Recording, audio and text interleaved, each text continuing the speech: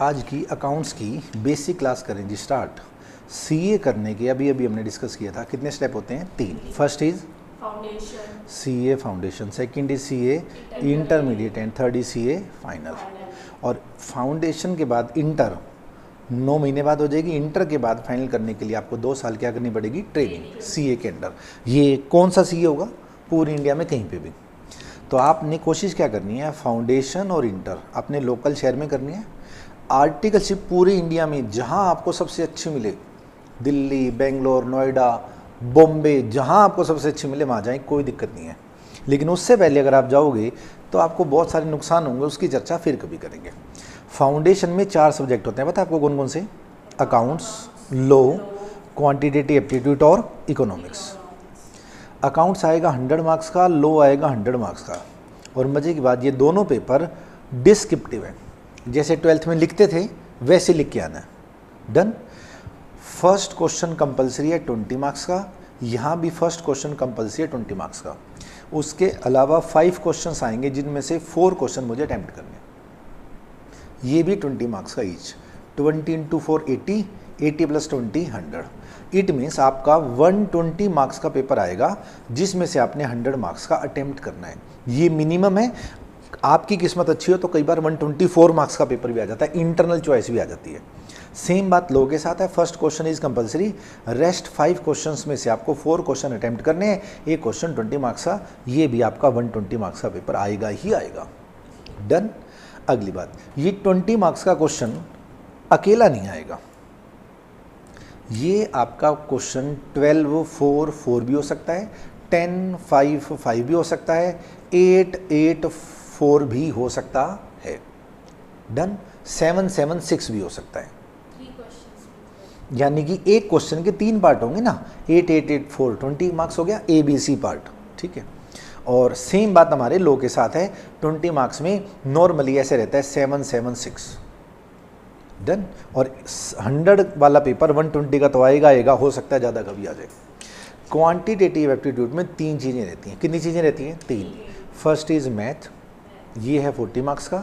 Second is stats, ये फिर है 40 मार्क्स की।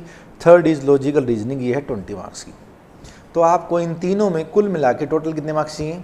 50। आप कहीं से भी ले सकते हो। फॉर एग्जाम्पल आप कहते हो कि मेरे पास मैथ नहीं था, मैंने कहा कोई बात नहीं, स्टैट में 40 में से 30 ले लो, LR में 20 में से आप 18 ले लो और यहाँ से 2 नंबर ले लो, आपके 50 हो गए, बात खत्म। कोई प्रॉब्लम नहीं, इंडिविजुअल 50% जरूरी नहीं है।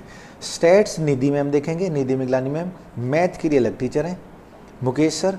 LR में देखूंगा, अकाउंट्स में देखूंगा, लॉ में देखूंगा। बचा क्या बेटा? इकोनॉमिक्स। एक चीज़ तो बतानी भूल गया, ये दोनों पेपर MCQ हैं। MCQ समझते हो? एक क्वेश्चन की 4 ऑप्शन होंगी, गोला भरना होगा, देसी भाषा में बोलते हैं फिल इन द। ये आपको एक सर्कल को ऐसे फिल करना होगा। डन।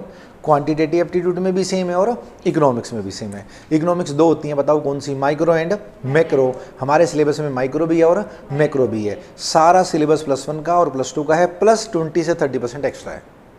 20 से 30% एक्स्ट्रा है। सेम बात अकाउंट्स में 20 से 30% एक्स्ट्रा है, अदरवाइज सारा +1 + 2 वाला है। लो बिल्कुल नया है आपके लिए, कि सबसे मेन आपके लिए सब्जेक्ट कौन सा रहेगा? लो। इसकी चर्चा फिर कभी करेंगे, आज करेंगे चर्चा किसकी बेटा? अकाउंट्स की। क्या हम अकाउंट्स का बेसिक पढ़ना स्टार्ट करें? मैं बता देता हूँ आपको, हमारे टॉपिक का नाम क्या है? CA फाउंडेशन बोलते हैं बेस को। आज अगर आपने अपना बेस स्ट्रॉन्ग कर लिया तो आपको ना तो इंटर में प्रॉब्लम आने वाली, ना फाइनल में प्रॉब्लम आने वाली। अगर आपने फाउंडेशन रट के पास कर लिया, जैसे आपने +1 और +2 रट के पास करी है, मार्क्स आपके कुछ हो, मुझे कोई मतलब नहीं है। अगर आपने फाउंडेशन भी रट के पास कर लेना, इंटर और फाइनल में बड़ी दिक्कत आने वाली है। तो इसलिए बहुत गोल्डन चांस है आपके पास कि फाउंडेशन में आप अपने बेस और स्ट्रॉन्ग कर लो एज कम्पेयर टू +1 एंड +2। मैं एक सिंपल सी बात बताता हूँ बेटा आपको। क्या आपने वर्ड सुना हुआ debit balance? My question is what do you mean by debit balance? जो बोलोगे मैं लिख दूंगा। आपने कहा जब हम किसी को पे करते हैं, पे तो एक्सपेंडिचर होते हैं। मैंने पूछा है what do mean by debit balance?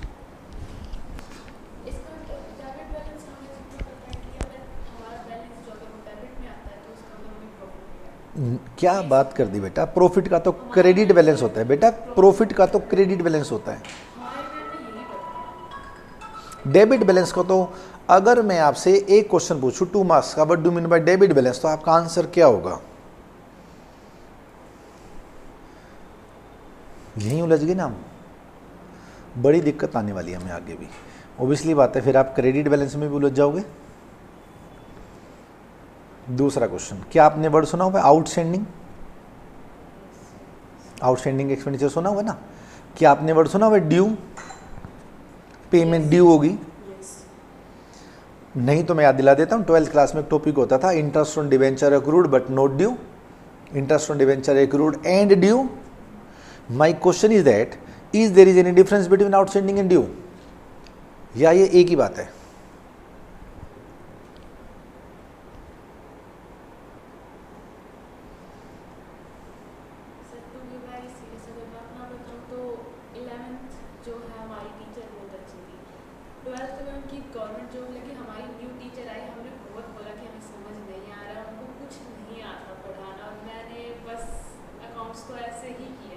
कोई बात नहीं, आप बताएं आउटस्टैंडिंग और ड्यू में डिफरेंस। बस थोड़ा सा फोकस करने की जरूरत है। ठीक है, चलो कोई बात नहीं, मेरे साथ साथ बोलो। डेबिट बैलेंस मीन्स, बोलो ना, debit balance means excess of debit over credit. अगर कोई आपसे पूछे what do you mean by debit balance, ये स्ट्रेट फॉरवर्ड क्वेश्चन आंसर होना चाहिए आपका। डेबिट बैलेंस मीन्स एक्सेस, किस चीज़ का एक्सेस? डेबिट का, किस से? क्रेडिट से। मैं आपको एग्जांपल दूंगा और फिर आपसे क्रेडिट बैलेंस पूछूंगा। आपने प्लांट परचेज करा, क्या परचेज करा? प्लांट, 1 लाख रुपए का कैश में परचेज करा, जनरल एंट्री बताइए। Plant account debit to cash, 1 lakh रुपया हो गया। क्या आपने प्लांट को डेबिट कर दिया? आपने फिर 50,000 का प्लांट परचेज कर लिया, कैश क्या एंट्री करी आपने? Plant account debit to cash 50,000। Year end होने से पहले आपने इस प्लांट पे 20,000 रुपीज़ का डेप्रीशिएशन चार्ज करा, जर्नल एंट्री बताएं। अकाउंट डेबिट टू प्लांट, तो यहाँ के लिख दो, बोलो बाय डेप्रीशिएशन 20,000। ये आपने क्या कर दिया? प्लांट को क्रेडिट। अगर मैं डेबिट का टोटल देखूं दिस इज 150, अगर मैं क्रेडिट का टोटल देखूं दिस इज 20, तो डेबिट का क्रेडिट से एक्सेस कितना है? 130। This 130 is debit balance of plant. Done. अब फिर आपने पढ़ा होगा कि जितनी भी एसेट्स होती हैं उसका कौन सा बैलेंस होता है? डेबिट। जितने भी एक्सपेंडिचर होते हैं उनका क्या होता है? Debit balance. जितने भी लॉस होते हैं उसका क्या होता है? Debit balance. ये होती है कॉन्सेप्ट। अब मैं अगर आपसे पूछूं what do mean by credit balance, 2 word बदलो, आंसर दो। Credit balance means excess of credit over debit. अगला क्वेश्चन, क्रेडिट बैलेंस किस चीज का होगा? ये मुझे उम्मीद है आप बता पाओगे। एसेट का उल्टा बताएं, लायबिलिटी। एक्सपेंडिचर का इनकम बताएं, इनकम। और लॉस का उल्टा बताएं, प्रॉफिट। लायबिलिटीज का क्रेडिट बैलेंस मिलेगा, इनकम का, प्रॉफिट का, साथ में एक वर्ड और जोड़ देता हूं, कैपिटल का। कैपिटल का भी क्या मिलेगा आपको? Credit balance. क्या बेसिक बात समझ में आ गई? ये छोटी छोटी बातें कब काम आती हैं मैं बता देता हूं आपको। क्या क्या करंट? क्या करंट? क्या चीज करंट? क्या चीज करंट? अभी देखो ये कितना गलत वर्ड बोलेगी गुड़िया। क्या चीज करंट? बेटा करंट के आगे पीछे बोलो ना कुछ, करंट के आगे पीछे बोलो। हाँ मैं सही यही तो सुनना चाह रहा था ना बेटा, आप ऐसे बोलो ना, पार्टनर्स करंट अकाउंट। मुझे बताओ हम अकाउंट्स पढ़ रहे हैं कि पार्टनरशिप के अकाउंट्स पढ़ रहे हैं? फिर मैं अपने मुंह से बोलूंगा ही नहीं करंट अकाउंट, क्योंकि मैंने जनरल बात बताई है आपको। What do mean by debit balance, what do mean by credit balance. ये डेबिट बैलेंस कंपनी में भी यही रूल लगेगा, पार्टनरशिप में भी यही रूल लगेगा, एलएलपी में यही रूल लगेगा, सोल ट्रेड में भी यही रूल लगेगा। अब जब हम पार्टनरशिप करते हैं तो हम इस कैपिटल के 2 पार्ट कर लेते हैं, आइदर कैपिटल इज फिक्स और फ्लक्चुएटिंग। फ्लक्चुएटिंग हो तो एक ही अकाउंट बनता है, उसका नाम है पार्टनर कैपिटल अकाउंट। अगर फिक्स है तो 2 बन जाएंगे, एक फिक्स कैपिटल अकाउंट, एक पार्टनर का current account. Both are the same thing. आप मैं कोशिश ये करता हूं कि मेरे मुंह से एक भी शब्द गलत ना निकले, और 99.9% निकलता भी नहीं है। ठीक है, हम जनरल बात करेंगे जब हम पार्टनरशिप के अकाउंट्स पढ़ेंगे तब मैं पार्टनरशिप के कैरेक्टर बताऊंगा, फिर बताऊंगा पार्टनरशिप में हम यही चीज़ें करेंगे। फिलहाल हम जनरल बात कर रहे हैं और ये बात यूनिवर्सली एप्लीकेबल है। कहाँ पे एप्लीकेबल है? यूनिवर्सली एप्लीकेबल है। अगला वर्ड है बेटा आउटस्टैंडिंग और ड्यू में डिफरेंस। क्या मैं ये समझूं कि आज के बाद कोई आपसे पूछे डेबिट बैलेंस और क्रेडिट बैलेंस क्या होता है तो आप उसको सही जवाब दे पाओगे? Yes sir. अगला क्वेश्चन है आउटस्टैंडिंग और दूसरा वर्ड है जी ड्यू। हमें लगता है यार आउटस्टैंडिंग और ड्यू में फ़र्क ही क्या है। आपके दोस्त का बर्थडे आया तो आप क्या कहोगे? पार्टी आउटस्टैंडिंग है कि ड्यू है? सोच के बताओ। आपने अपने दोस्त को कभी कहा है पार्टी आउटस्टैंडिंग होगी? हमेशा क्या बोलते हो? पार्टी क्या होगी? ड्यू। लेकिन आपने स्कूल में सुना होगा कि आपकी फीस ड्यू होगी। सुना है ना? आपने स्कूल में सुना होगा कि आपकी फीस क्या होगी? ड्यू, फीस डिपॉजिट कराओ। और आपने अकाउंट्स बनाते वक्त outstanding salary, outstanding wages word सुना होगा। तो क्वेश्चन है आउटस्टैंडिंग और ड्यू में फ़र्क तो होता है। मैं पहले सिमिलरिटी बता देता हूँ। आउटस्टैंडिंग भी लाइबिलिटी होता है, दोबारा बोलना, और ड्यू भी लाइबिलिटी होता है, दोबारा बोलना। आउटस्टैंडिंग भी लाइबिलिटी है और ड्यू भी लाइबिलिटी है। फिर फ़र्क क्या है? मेरे साथ सब बोलो। सामने वाले के पास पैसा मांगने का राइट नहीं आया तो आउटस्टैंडिंग है, और पैसा मांगने का राइट आ गया तो ड्यू है। मैं एग्जांपल देता हूं। एस सेलर ने बी बायर को गुड्स सेल कर दी। बताओ किसने किसको गुड्स बेची? एस ने बी को। ये गुड्स बेची गई 10 मई को। कब बेची गई? 10 मई को। जिस दिन बेची गई सेलर ने कहा बायर पैसे कब दोगे? तो बायर ने कहा मैं आपको 20 मई को पेमेंट करूंगा। ऐसा एग्रीमेंट में लिखा गया। मुझे बताओ डेट ऑफ ट्रांजैक्शन क्या है? 10 मई। डेट ऑफ पेमेंट क्या होगी अकॉर्डिंग टू एग्रीमेंट? 20 मई। आज क्या है? 14 मई। क्या सेलर आज बायर को कह सकता है पैसे दो? क्यों? एग्रीमेंट के हिसाब से 20 मई ड्यू डेट है, तो 20 मई तक ये आउटस्टैंडिंग है बी के पॉइंट ऑफ व्यू से, क्योंकि सामने वाला मांग नहीं सकता। सामने वाला कब मांग सकता है? 20 तारीख को कहेगा, 20 तारीख होगी, डेट ड्यू होगी, लाओ पेमेंट दो, लाओ मुझे पैसा दो। सामने वाले के पास पैसा मांगने का राइट आ जाएगा तो ड्यू है, और राइट नहीं आएगा तो आउटस्टैंडिंग। जैसे मैं भी आपको कहता हूं कि आप मेरे पास 5 दिन तक पढ़ो, आपको सब कुछ ठीक लगे तो आप मुझे फीस दो। तो 5 दिन तक मैं फीस ही नहीं मांगूंगा, 5 दिन बाद क्या कहूँगा? फीस ड्यू होगी। बताइए मैं सही बोल रहा हूँ? स्कूल वाले भी आपको ऐसे कहते थे 10 तारीख है लास्ट डेट, और फीस ड्यू होगी, फीस जमा कराओ। कि आपको आउटस्टैंडिंग और ड्यू में फ़र्क समझ में आ गया? अब मैं कुछ ऐसी बातें बताऊंगा जो आपके होश उड़ा देंगी। बता दूं ऐसी बातें? मेरे साथ साथ बोलो मैचिंग कॉन्सेप्ट।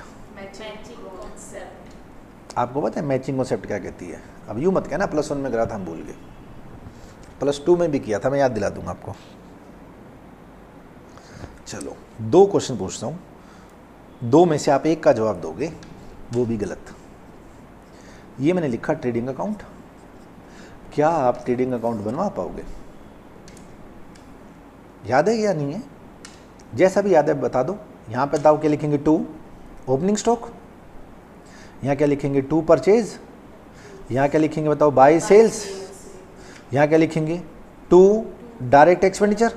यहाँ क्या लिखेंगे बताओ? By closing stock. अब जो बैलेंसिंग फिगर बच जाएगा, क्या वो ग्रॉस प्रॉफिट बच जाएगा? डन। ऐसा +1 में किया था। ओपनिंग स्टॉक में परचेज और डायरेक्ट एक्सपेंडिचर जोड़ के सेल और क्लोजिंग स्टॉक इधर कर दोगे तो इधर बैलेंसिंग फिगर क्या बच जाएगा? Gross profit. फिर ये P&L अकाउंट बनेगा, फिर वहाँ ग्रॉस प्रॉफिट ट्रांसफर हो जाएगा, फिर नेट प्रॉफिट आ जाएगा। डन। मेरा पहला क्वेश्चन क्लोजिंग स्टॉक। मेरे 2 क्वेश्चन हैं। क्रेडिट क्यों करते हैं? फिर क्या होगा बेटा? ईयर के एंड में तो डेटर भी बचे हुए हैं, यहाँ डेटर क्यों नहीं लिखे? ईयर के एंड में तो प्लांट भी बचा हुआ है। ये क्लोजिंग स्टॉक भी बैलेंस शीट में जाता है? कौन कहता नहीं जाता? जाता है, लेकिन यहाँ पर ट्रेडिंग अकाउंट। अच्छा आप ये पूछ रहे हो ट्रेडिंग अकाउंट में क्यों आया? और क्या बेटा? आपने कहा कि ये एंड में बचा हुआ इसलिए आया, तो मैंने कहा एंड में तो प्लांट भी बचा हुआ है, बिल्डिंग भी बची हुई है, मशीन भी बची हुई है, वो क्यों नहीं आई? क्या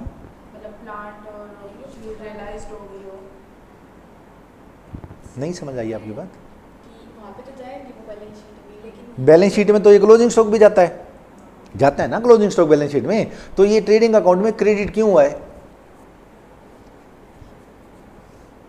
क्रेडिट के 3 रूल होते हैं, अगर आपको ना पता हो तो। रियल अकाउंट का क्रेडिट का क्या रूल होता है? Credit what goes out.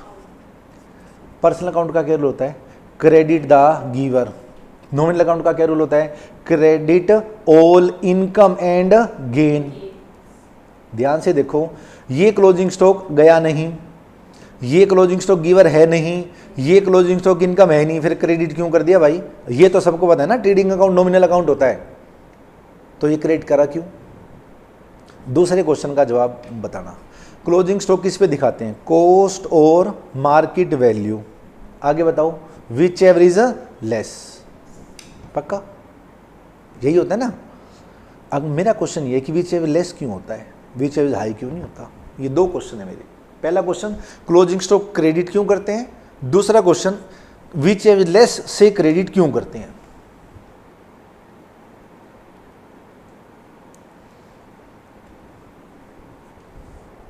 मैं बताना स्टार्ट करूं? टाइम हमारे पास वैसे ही बहुत कम है। एम को अगर आप 90 डिग्री पे घुमाओगे तो ये 3 के जैसा दिखेगा। एम को अगर आप 90 डिग्री पे घुमाओगे तो किसके जैसा दिखेगा? 3 के जैसा। तो मैचिंग कॉन्सेप्ट बेटा 3 बात बताती है। कितनी बात बताती है? 3। ये याद करने का तरीका है, मेरा अलग ही तरीका है याद कराने का, आपको जीवन में कभी भूलेगा ही नहीं। एम को अगर मैं 90 डिग्री पे घुमा दूँ तो ये 3 के जैसा दिखेगा ना। तो मैचिंग कॉन्सेप्ट कितनी बातें बताता है? 3। मैं साथ साथ बोलो, जिस पीरियड की, बोलो ना, जिस पीरियड की इनकम है इनकम उसमें से उसी पीरियड के एक्सपेंडिचर मैच करा देंगे, उसमें से उसी पीरियड के एक्सपेंडिचर मैच करा देंगे। अगला बोलो, जिस नेचर की जिस नेचर की इनकम है इनकम है उसमें से उसमें से उसी नेचर के एक्सपेंडिचर मैच करा देंगे। उसी में से उसी नेचर के एक्सपेंडिचर मैच। आगे बोलो, जितनी क्वांटिटी की जितनी क्वांटिटी की इनकम है इनकम है उसमें से उसमें से उतनी ही क्वांटिटी के एक्सपेंडिचर मैच करा देंगे। उतनी ही क्वांटिटी के एक्सपेंडिचर मैच करा। फिर से बताना, मैचिंग कॉन्सेप्ट ने कितनी बातें बताई? जिस नेचर की इनकम है, जिस पीरियड की इनकम है, जितनी क्वांटिटी की इनकम है उसमें से उसी क्वांटिटी का, उसी पीरियड का और उसी नेचर का एक्सपेंडिचर मैच करा देंगे। ये बात समझ में आ गई? अब अगर आपको ये बात समझ में आ गई तो पढ़ना स्टार्ट करें। एक बात बताओ, मेरी सैलरी है जो मैं अपने एम्प्लॉयज़ को देता हूँ सैलरी, वो है 1000 रुपये महीना। एक साल में कितने महीने होते हैं? 12। मैंने 11 महीने की सैलरी पे कर दी और 1 महीने की सैलरी मैंने पे नहीं करी, तो क्या होगी? आउटस्टैंडिंग। मुझे बताओ मैं खर्चा कितना दिखाऊं, 11,000 या 12,000? सोच के बताओ, 11 कि 12? अगर आपको +1 याद हो ट्रेडिंग अकाउंट, तो यहाँ लिखते थे P&L अकाउंट में टू सैलरी 11,000, ऐड करते थे आउटस्टैंडिंग सैलरी 1,000 और यहाँ कितने दिखाते थे? 12,000। क्या मैंने आउटस्टैंडिंग ऐड कर दी? क्यों? क्योंकि ये उस साल का खर्चा है जिस साल की सेल लिखी हुई है। इस बात से कोई फर्क नहीं पड़ता कि मैंने पे कर दिया या मैंने पे नहीं किया। अगर मैंने पे कर दिया तो कैश में से कम हो जाएगा, पे नहीं किया तो बैलेंस शीट की लायबिलिटी साइड में पड़ा रहेगा। एक्सपेंडिचर मेरा 12 महीने का है क्योंकि सेल मैंने 12 महीने की लिख रखी है। अगर कोई आपसे पूछे कि आउटस्टैंडिंग एक्सपेंडिचर प्लस क्यों करते हैं, तो आप एक जवाब दोगे, उसका नाम है मैचिंग कॉन्सेप्ट। डन। इसका उल्टा है बेटा प्रीपेड, अगर आपको याद हो तो प्रीपेड सैलरी माइनस कर देते थे, याद आ गया? ऐसे लिखते थे, मैं एग्जांपल बदल देता हूँ, to rent minus prepaid rent. Prepaid क्यों माइनस किया? इस साल का ही नहीं, अगले साल का एडवांस पे कर दिया, माइनस कर दो, क्योंकि मेरे को तो इस 12 महीने की इनकम लिखनी है जिस 12 महीने की क्या लिखी हुई है? सेल। क्या ये बात आपको समझ में आ गई? मैचिंग कॉन्सेप्ट ने क्या बताया? जिस पीरियड की इनकम है उसमें से उस पीरियड के एक्सपेंडिचर क्या करा दिए? मैच। इसको प्रूव करने के लिए मैंने 2 एग्जांपल दिए कि आउटस्टैंडिंग एक्सपेंडिचर में प्लस होता है, और बोलो प्रीपेड एक्सपेंडिचर में से माइनस होता है। अगला पॉइंट है जितनी क्वांटिटी की इनकम है, क्या बोला मैंने? जितनी क्वांटिटी की इनकम है उसमें से उतनी ही क्वांटिटी के एक्सपेंडिचर क्या करा देंगे? मैच। ये मेरा करंट ईयर है, ये मेरा क्या है? Current year. इस साल मैंने अपना बिजनेस स्टार्ट किया। दोबारा बताओ, मैंने क्या बोला? इस साल मैंने अपना बिजनेस स्टार्ट किया। क्या आप मुझे ट्रेडिंग अकाउंट बताना स्टार्ट करोगे? ट्रेडिंग अकाउंट का फॉर्मेट अभी अभी हमने बनाया था ना। बताओ सबसे पहले क्या लिख दूँ यहाँ पे, टू ओपनिंग स्टॉक, यहाँ के लिख दूँ टू परचेज, यहाँ के लिख दूँ बाई सेल्स, यहाँ के लिख दूँ by closing stock. To direct expenditure, मान लो डायरेक्ट एक्सपेंडिचर नील है, मान लिए, मैं आपको 1 मिनट का समय देता हूं। ओपनिंग स्टॉक कितने रुपए का लिखूं? 1 लाख। आप बताओ। ओपनिंग स्टॉक हाँ, जितने का कहोगे उतने रुपए का लिख दूंगा। आपके हिसाब से 1 लाख क्यों होना चाहिए, 1 करोड़ क्यों नहीं होना चाहिए? क्योंकि बिजनेस कितने भी रुपए का स्टार्ट कर सकते हैं, स्मॉल बिजनेस भी हो सकता फिर है। 1 अरब क्यों नहीं बोला आपने आंसर? क्योंकि हमारे दिमाग में वो नहीं आया। आपके दिमाग में 0 क्यों नहीं आया? क्योंकि हम क्योंकि बिजनेस स्टार्ट किया था तो ओपनिंग स्टॉक हो ही नहीं सकता। क्या लिखा हुआ है? आपने इस साल बिजनेस स्टार्ट किया तो ओपनिंग स्टॉक हो ही नहीं सकता। मेरे साथ बैठोगे तो एक एक चीज घूमेंगी। मैंने बोला कि हमने बिजनेस स्टार्ट किया, आपसे बुलवाया, मैंने लिखा भी कि मैंने बिजनेस स्टार्ट किया। भाई मैं आज बिजनेस स्टार्ट कर रहा हूं तो मैं क्या एंट्री करूंगा, cash account debit to capital, उससे सामान खरीद के लाऊंगा। इस साल के एंड में जो क्लोजिंग स्टॉक बचेगा वो अगले साल का ओपनिंग स्टॉक होगा, और इस साल का ओपनिंग स्टॉक हमेशा 0 होगा अगर मैंने बिजनेस स्टार्ट किया है तो। आगे बढ़े, आगे बढ़े, कोई कंफ्यूजन है तो पूछ लो। tertiary level 12 में कभी ये ऐसा क्वेश्चन हमने पढ़ा ही नहीं है कि कहाँ जहाँ पर ओपनिंग स्टॉक 0 दिखाए, ना हमारे टीचर्स ने हमें समझाया कि अगर बिजनेस स्टार्ट हो रहा है तो आपके पास ओपनिंग स्टॉक 0 होगा, तो ऐसा दिमाग में इसलिए नहीं आया। हाँ ठीक है, बहुत अच्छी बात है। आगे क्यों, फिर क्या हो गया? आ जाएगा, फिर क्या हो गया? क्या नाम है उसका? कोई बात नहीं बेटा, आ जाएगा, क्या हो गया? ठीक है। इंडिया की बिग 4 फर्म्स में अगर आप आर्टिकलशिप करते हो तो आपका on an average package 20 lakh रुपए लगेगा सीए बनने के बाद। यहां जाते हो तो 15 लाख, यहां जाते हो तो 12-13 लाख, इसके बाद कहीं भी जाते हो तो 7-8 लाख। अब मर्जी आपकी है, वही काम करने के 8 लाख मिल रहे हैं, वही काम करने के 20 लाख मिल रहे हैं। लेकिन बिग 4 में आपकी आर्टिकलशिप जब लगेगी तब आपको 2 राउंड पास करने पड़ेंगे, एक एचआर राउंड और एक टेक्निकल राउंड। पहला कौन सा राउंड? एचआर, जिसमें आपकी पर्सनैलिटी, इंग्लिश और कंप्यूटर देखेंगे, और दूसरा टेक्निकल। मैं सीए हूं, मुझे तो टेक्निकल बंदा चाहिए ना, वो सुंदर है कि नहीं मुझे क्या मतलब, उसकी इंग्लिश का मैं क्या करूं जब उसकी कॉन्सेप्ट खराब होंगी तो। समझ रहे हो मेरी बात? तो पहले टेक्निकल राउंड होगा, वो पूछेंगे शेयर फॉरफिट अकाउंट में कौन सा पैसा क्रिएट होगा। आप ये नहीं कह सकते कि +2 की चीज क्यों पूछ ली, नहीं कह सकते ना। आपसे पूछता है कि what do mean by debit balance, तो क्या आप इंटरव्यू में ये कह सकते हो, टेक्निकल राउंड में कह सकते हो +1 का क्वेश्चन क्यों पूछ रहा है, इंटर का क्वेश्चन पूछ?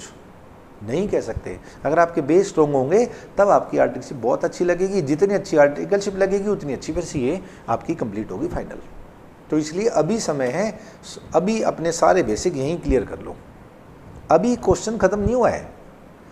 यही शेयर जो 10 रुपये वाला था, मान लो मुझे एप्लीकेशन मिल गई, अलॉटमेंट मिल गई, फर्स्ट कॉल भी मिल गई, सेकंड कॉल नहीं मिली। अब मैं क्वेश्चन आसान कर देता हूँ, यहाँ कर देता हूँ 3, 3, 2, 2।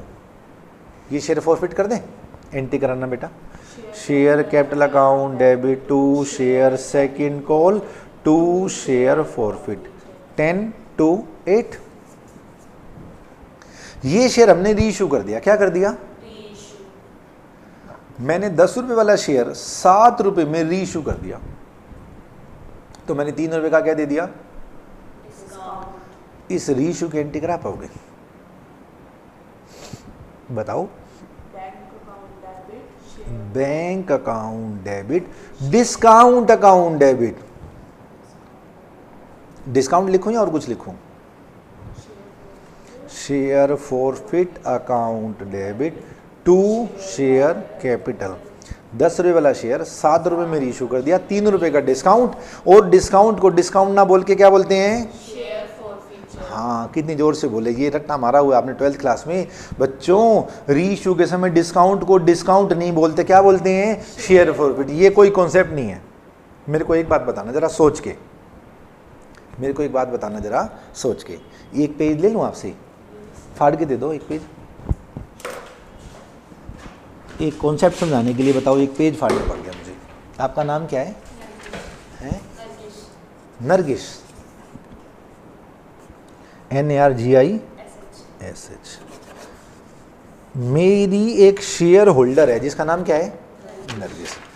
इस बेचारी ने एप्लीकेशन दे दी 3 रुपए की, अलॉटमेंट दे दी 3 रुपए की, फर्स्ट कॉल दे दी 2 रुपए की, और इस गुड़िया ने एक पाप करा, 2 रुपए की सेकंड कॉल ना देने का क्या करा? पाप। ये पकड़ो, ये आपके पास क्या है? शेयर।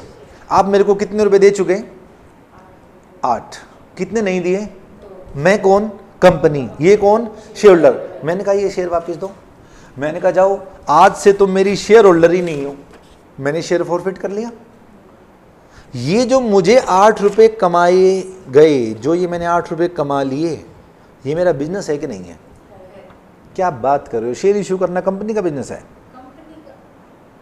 कंपनी का बिजनेस क्या है? कुछ भी होगा। शेयर इशू करना कंपनी का बिजनेस थोड़ी ना है। कंपनी का बिजनेस क्या है? इस पैसे से माल खरीद के प्रोडक्शन करके प्रोडक्शन बेचना। कंपनी का बिजनेस ये वाले शेयर फॉरफिट करना नहीं है। ऐसे 8 रुपए कंपनी को रोज मिलेंगे या कभी कभी? कैपिटल नेचर का प्रॉफिट है कि रिवेन्यू नेचर का? शाबाश। आपका क्या नाम है? प्राची। मैंने कहा प्राची, क्या आप मेरे से एक शेयर खरीदोगे? कह रही है हाँ। मैंने कहा वैसे तो मैंने नरगिस को दिया था, लेकिन इसका शेयर मैंने फॉरफिट कर लिया। मैं तुम्हें 3 रुपए के डिस्काउंट पे इशू करूंगा। कितने रुपए के डिस्काउंट पे? आप बस मुझे 7 रुपए दे दो, मैं आपके 3 रुपए माफ कर दूंगा। ये जो मैंने आपको 3 रुपए का डिस्काउंट दिया है, ये डिस्काउंट देना मेरा बिजनेस है या ये शेयर पे डिस्काउंट दे रहा हूं? ये रिवेन्यू नेचर का डिस्काउंट है कि कैपिटल नेचर का? कैपिटल नेचर का। इसीलिए टीचर आपको बताते थे कि इस 8 रुपीज में से 3 रुपीज माइनस कर दो। कितने बच गए? 5 की कैंटी करते थे। Share forfeit account debit to capital reserve 5 rupees. याद आया कि भूल गए?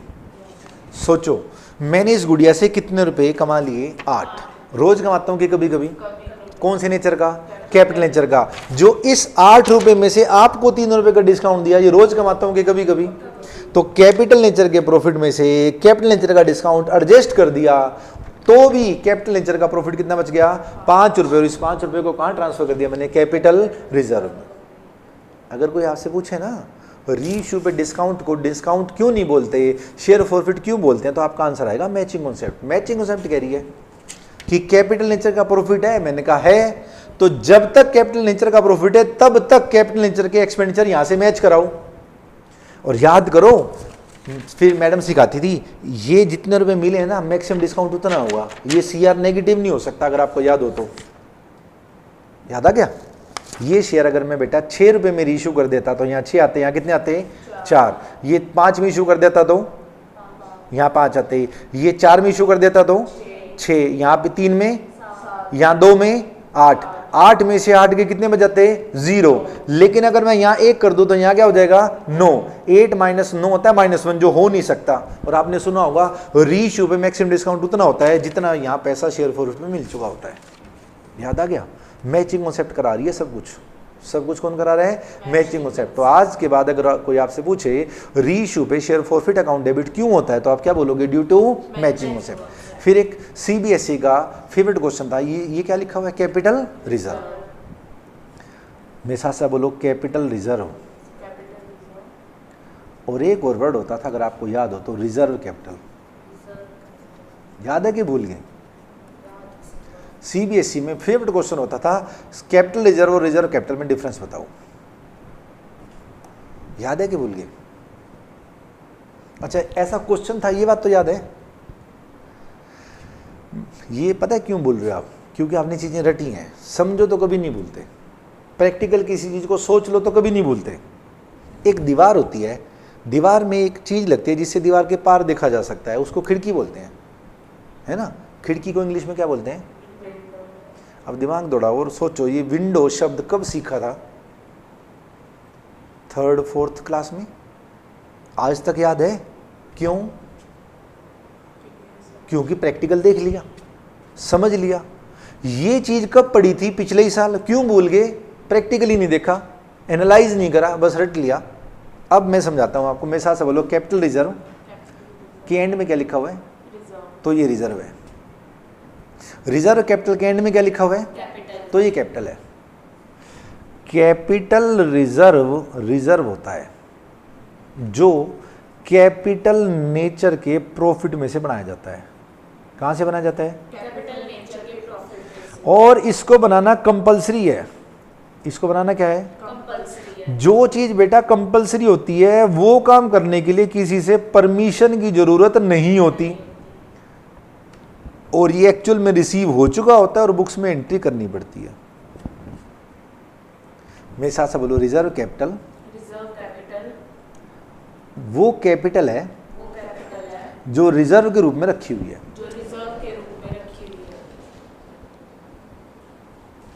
दोबारा बताना बेटा, रिजर्व कैपिटल वो कैपिटल है जो रिजर्व के रूप में रखी हुई है। ये मुझे अभी तक रिसीव नहीं हुई। रिसीव नहीं हुई तो मैं इसकी बुक्स में कोई एंट्री भी नहीं करूंगा। ये रिसीव कब होगी? लिक्विडेशन के समय। और रिजर्व कैपिटल रखना कंपलसरी नहीं है। जो काम कंपलसरी ना हो वो आप करना चाहते हो तो आपको परमिशन लेनी पड़ेगी। परमिशन किससे लोगे? मालिक से। दोबारा बोलना, परमिशन लेनी पड़ेगी मालिक से। कंपनी का मालिक कौन होता है? Share holder. सही जवाब। तो शेयर होल्डर से परमिशन लेंगे तब जाके रिजर्व कैपिटल रख सकते हैं। इससे पहले कि मैं और आगे बढ़ूं, जब हमने काम धंधा शुरू किया तो हमने सोल ट्रेड नाम का काम धंधा शुरू किया। कौन सा काम धंधा शुरू किया? Sole trade. समझते हो क्या होता है? जो एक अकेला व्यक्ति बिजनेस का क्या होता है? ओनर। मुझे बताओ, कैपिटल कितने बंदे मिला के लगाएंगे? एक। तो कैपिटल कम होगी या ज्यादा होगी? कम पैसा लगा के अगर आप बिजनेस करोगे तो बिजनेस करने का एरिया ज्यादा होगा या कम? कम होगा। याद करो, आपकी गली मोहल्ले में जो दुकान होती है उसके कस्टमर कहां से आते हैं?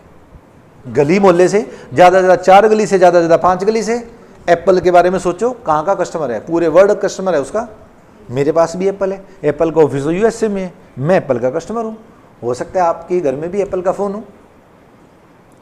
लेकिन जब एक व्यक्ति बिजनेस शुरू करता है, क्योंकि पैसा कम लगे, उसका बिजनेस एरिया भी क्या होता है? कम। मेरे साथ साथ बोलो, लेकिन रिस्क बहुत ज़्यादा होता है।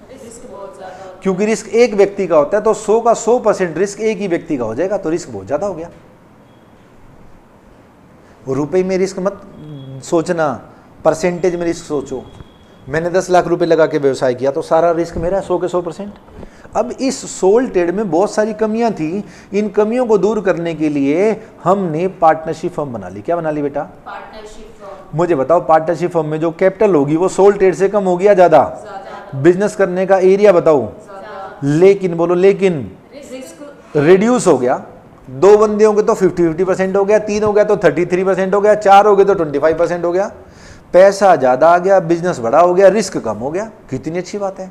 मैंने कहा इसको और अच्छे से करो, इसको और अच्छे से करो। तो मैंने कहा कंपनी बना लो। क्या बना लो? कंपनी में कैपिटल पार्टनरशिप फर्म से भी बहुत बहुत ज्यादा होगी। बिजनेस करने का एरिया भी बहुत बहुत ज्यादा होगा, और रिस्क बोलो बहुत बहुत कम हो जाएगा। जब हम सोल ट्रेड का व्यवसाय करते हैं तो मालिक की कैपिटल को कैपिटल बोलते हैं। जब हम पार्टनरशिप का व्यवसाय करते हैं तो कैपिटल को पार्टनर्स कैपिटल बोलते हैं। और जब हम कंपनी बना के काम करते हैं तो इस कैपिटल को शेयर कैपिटल बोलते हैं। तो जब हम कॉन्सेप्ट पढ़ते हैं तो कैपिटल की बात करते हैं, पार्टनर कैपिटल, पार्टनर करंट की बात नहीं करते। आई थिंक अब आप इंटरलिंक कर पा रहे होंगे सारी चीजें। हम जब अकाउंट पढ़ेंगे तो कैपिटल बोलेंगे, जब कंपनी पढ़ेंगे तो शेयर कैपिटल बोल देंगे, पार्टनरशिप पढ़ेंगे तो पार्टनर कैपिटल बोल देंगे, सोल ट्रेड पढ़ेंगे तो सिर्फ कैपिटल बोल देंगे। नहीं बात समझ में आ गई? सारी बात समझ में पक्का? बिजनेस, मेरी बात सुनना जरा ध्यान से।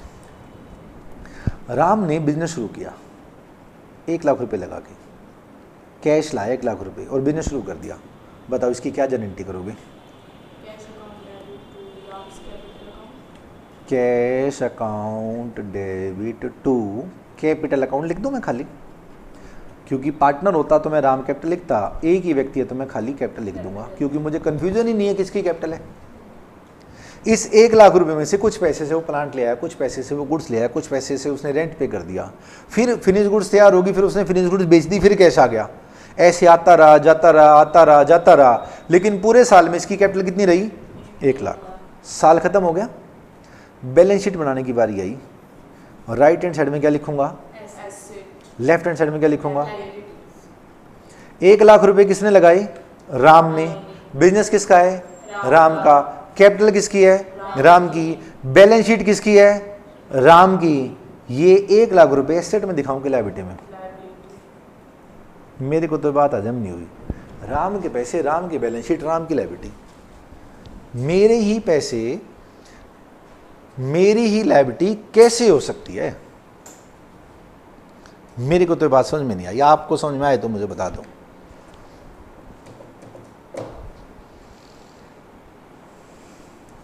इन सब में मैंने एक चीज गलत बोल दी जो आपको समझ में नहीं आई। पैसा किसने लगाया?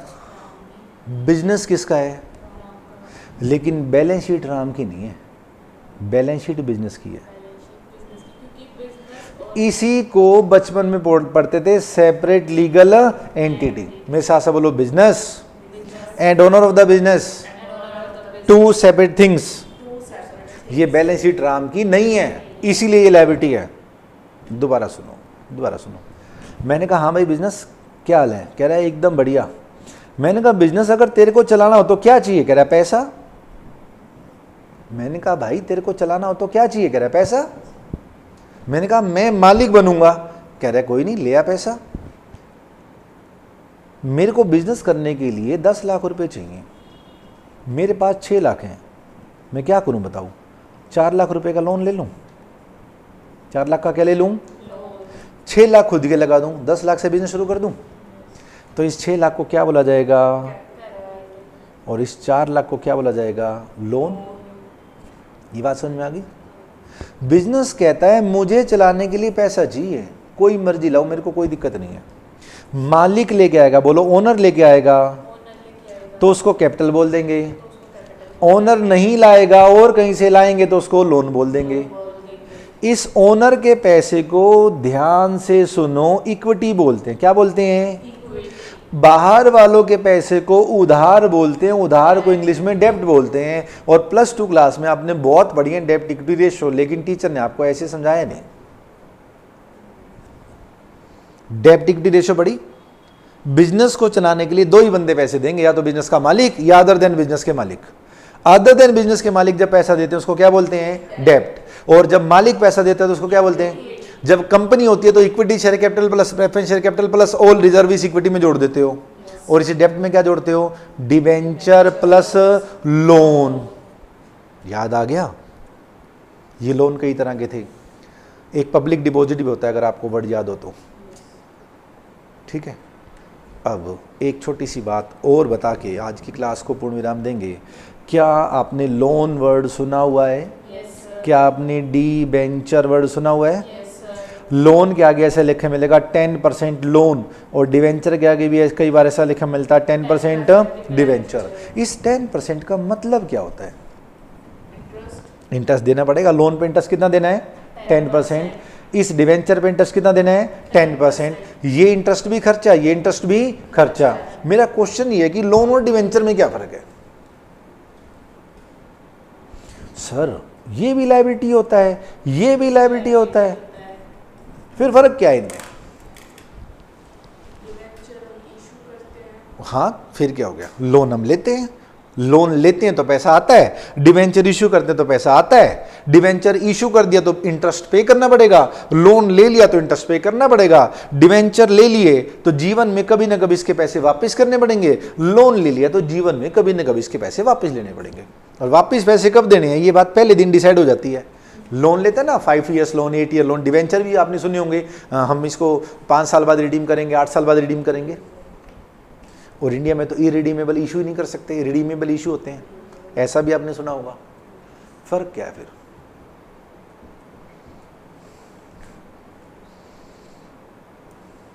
बता दूं? मेरे साथ साथ बोलो, लोन एक पर्सन से लिया जाता है। एक पर्सन से लिया जाता है। लोन एक पर्सन से लिया जाता है। डिवेंचर बहुत सारे पर्सन्स से लिया जाता है। डिवेंचर बहुत सारे पर्सन से लिया जाता जैसे मेरे को 10 लाख रुपए चाहिए, मैं 10 लाख रुपए लेने के लिए बैंक में चला गया और मैंने कहा बैंक प्लीज मुझे 10 लाख रुपए का क्या दे दो, लोन। मुझे लोन देने वाले कितने बंदे? एक। उसका नाम क्या है? बैंक। बैंक इस 1 लाख रुपए 10 लाख रुपए की रिस्क के बदले में मेरे से कोई चीज गिरवी रखवा सकता है। क्यों? क्योंकि बैंक का रिस्क बहुत ज्यादा है। 10 लाख रुपए का कहेगा भाई कुछ गिरवी रख जा, फिर आपको बताया जाता है डिवेंचर फलानी एसेट इस लोन के अगेंस्ट गिरवी रखी हुई है। सिक्योर्ड लोन, आपने वर्ड सुना होगा, अनसिक्योर्ड लोन। लेकिन बोलो लेकिन अब यहां पर कंपनी को 10 लाख रुपए चाहिए तो कंपनी पता क्या करती है? 1 लाख डिवेंचर इशू कर देती है, 10 रुपए का एक। राम के पास 1000 रुपए थे, राम 100 डिवेंचर ले लेता है। श्याम के पास 2000 रुपए थे, श्याम 200 डिवेंचर ले लेता है। मोहन के पास 3000 रुपए थे, वो 300 डिवेंचर ले लेता है। हर एक व्यक्ति कोई 2000, कोई 4000, कोई 6000 के क्या खरीद रहा है? डिवेंचर। मैं कंपनी को 1000 रुपए उधार दूं, मेरी औकात में कंपनी को कह दूं गिरवी रखवा कुछ। फर्क समझ में आया? फर्क समझ में आया? कंपनी जब एक व्यक्ति के आगे जाती है और कहती है भाई 10 लाख रुपए उधार दे दे तो उसको लोन बोले जाएगा। लेकिन अलग अलग व्यक्तियों से, किसी से 2, किसी से 3, किसी से 4, किसी से 5000 रुपए उधार लिए तो उसको क्या बोला जाएगा? डिवेंचर। ये राम के हाथ में कि वो कितने डिवेंचर खरीदेगा। जैसे शेयर इशू होते हैं वैसे डिवेंचर इशू होते हैं। राम 1000 रुपए लगाना चाहता है तो 100 डिवेंचर ले लेगा, श्याम 2000 रुपए लगाना चाहता है तो 200 डिवेंचर ले लेगा, मोहन 3000 रुपए लगाना चाहता है तो 300 डिवेंचर ले लेगा। मुझे बताओ कोई डाउट हो तो? जैसे इस लोन पे 10% इंटरेस्ट दे रहे थे, वैसे इस डिवेंचर पे 10% क्या दे देंगे? इंटरेस्ट। जैसे ये लोन कभी ना कभी वापस देना था, वैसे डिवेंचर कभी ना कभी वापस देना है। ये लोन भी नॉर्मली 1 साल से ज्यादा का होता है, ये डिवेंचर भी नॉर्मली 1 साल से ज्यादा के होते हैं, इसलिए ये नॉन करंट लायबिलिटी होते हैं। किस किस को ये बात समझ में आई? पक्का? आगे बढ़े? एक और डायलॉग सुनो, मेरे साथ से बोलो। राम की बोलो ना, CID से बच के रहना चाहिए। बस आपके ऊपर कोई भी देश CID लगाए कोई टेंशन नहीं है, लेकिन अगर भगवान राम ने आपके ऊपर CID लगा दी ना तो आप बच नहीं पाओगे। ठीक है? कहते हैं ना भगवान हर जगह है। आप कुछ भी गलत करो और सोचो कोई नहीं देख रहा, तो उस समय हमारे बड़े बूढ़े कहते हैं भाई राम तो हर जगह, वो तो हर जगह देख रहा है। राम ने आपके पीछे CID लगा दी ना तो आप बच ही नहीं पाओगे। मेरे साथ साथ बोलो, R से रेंट, C से कमीशन, I से इंटरेस्ट और D से डिस्काउंट। ये 4 ऐसे शब्द हैं, ये आपकी इनकम भी हो सकते हैं और आपके एक्सपेंडिचर भी हो सकते हैं। जैसे आपको मिलेगा रेंट पेड, रेंट रिसीव्ड, आपको मिलेगा कमीशन पेड, कमीशन रिसीव्ड, आपको मिलेगा इंटरेस्ट पेड, इंटरेस्ट रिसीव्ड, आपको मिलेगा डिस्काउंट अलाउड, डिस्काउंट गिवन। नहीं आई याद? नहीं आया ना याद? ऐसा या याद आ गया? डिस्काउंट वाला याद नहीं आता, बाकी सब सुने हुए हैं। इन 4 शब्द के अलावा कोई भी शब्द ऐसा नहीं है जो इनकम और एक्सपेंडिचर दोनों। इनकम होगा तो एक्सपेंडिचर नहीं होगा, और आगे बोलो एक्सपेंडिचर होगा तो इनकम नहीं होगा। जैसे सैलरी, अगर आप किसी को नौकरी पे रखे बैठे तो आप क्या दोगे? सैलरी। तो सैलरी आपका क्या है? खर्चा। और सैलरी जिसको मिली है उसकी क्या है? और अगर मैं सैलरी इनकम में लेने लग जाऊं ना तो इसका मतलब मैं खुद नौकर हूं, मैं बिजनेस कर ही नहीं रहा। मैं बिजनेस कर ही नहीं रहा तो मैं अकाउंट से नहीं बनाऊंगा। बिजली का बिल हमेशा मेरा खर्चा होगा, इनकम हो ही नहीं सकता। पक्का? डन?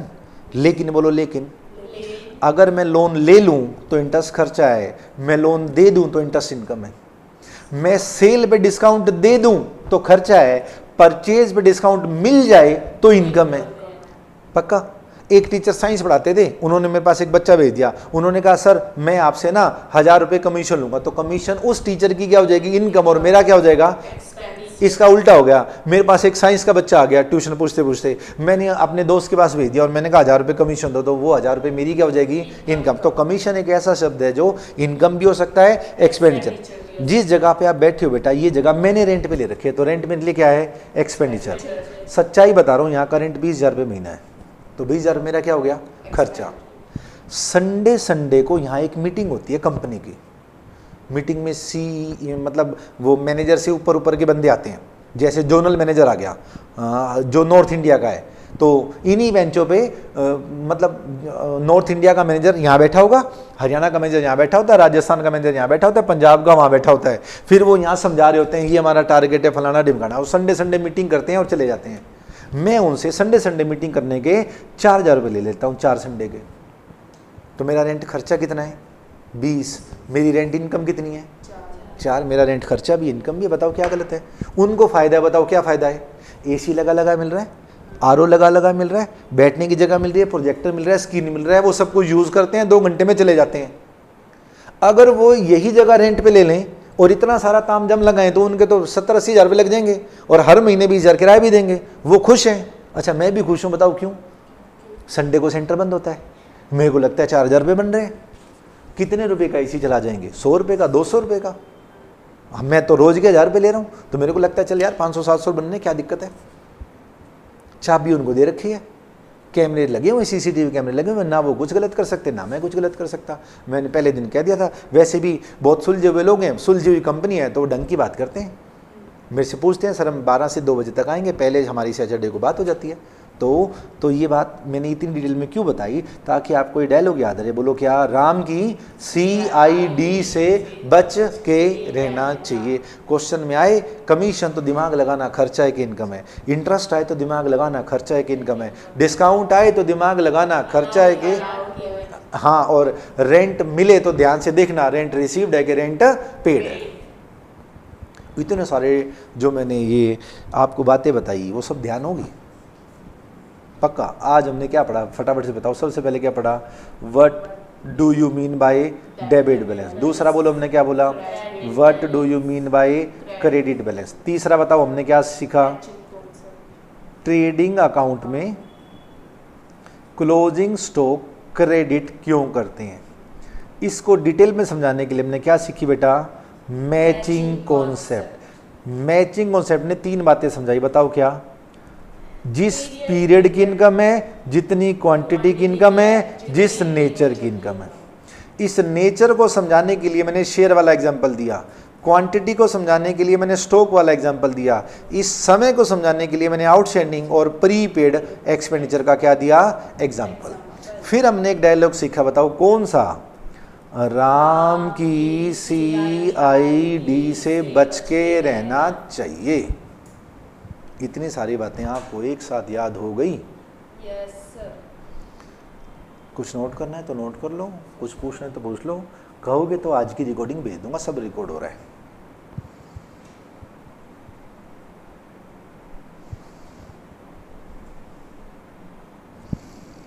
मैं यहाँ पे लाइनें भी लगा देता हूँ ताकि आपको ध्यान रहे कौन सा एग्जाम्पल किसका है। आउटस्टैंडिंग, प्रीपेड, स्टॉक वाला और शेयर वाला। फिर मैंने ये भी एक चीज़ और भी समझाई थी, रिजर्व कैपिटल और